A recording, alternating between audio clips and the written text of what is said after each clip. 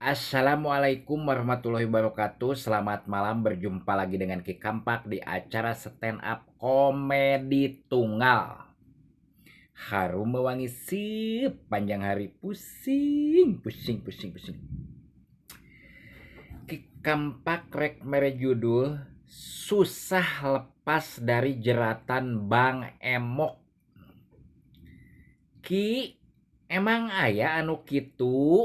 Buset, zaman ayeuna lain aya deui ngajedig hampir saparona.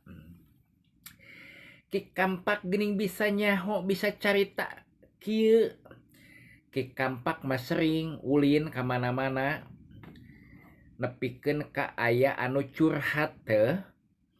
Curhat manehna teh ka Ki Kampak da geus akrab aranna teh Epi. Tapi lalakinya eta mah curhat ka Ki Kampak, "Ki, uing teu bisa leupas di Bang Emok, geus lila Ki. Terus maneh geus boga hasil naon? Tibang bisa kajieun dapur hungkul saeutik Ki. Duitna kamanakeun?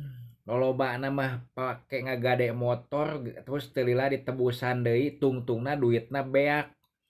Hutang geus sabaraha ayeuna? Geus 12 jutaan Ki. Pusing, pusing, pusing uing mah Ki. Manehna usahana teu beda kolecer, pontang-panting seukeur naon? Seukeur nyetoran Bang Emok. Boga anak sadua-dua nepikeun ka bingung. Duit meunang eueuh mahina. Budak belaan teu jajan. Karena naon? Mentingkeun ieu Bang Emok jeung Bang Emok unggal naik setor. Dordar jeung pamajikan. Aduh, eueuh katenangan dina hirupna. Ceuk Ki Kampak teh menggeus geura putuskeun.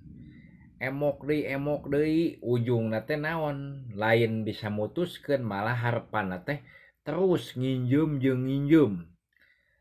Biki gede teh lain naon-naon, biki ngajeroan, biki lieur, mending awak teh gering. Kumaha lamun muriang? Heueuh, teu bisa usaha. Tah di dinya Ki Kampak ngingetan.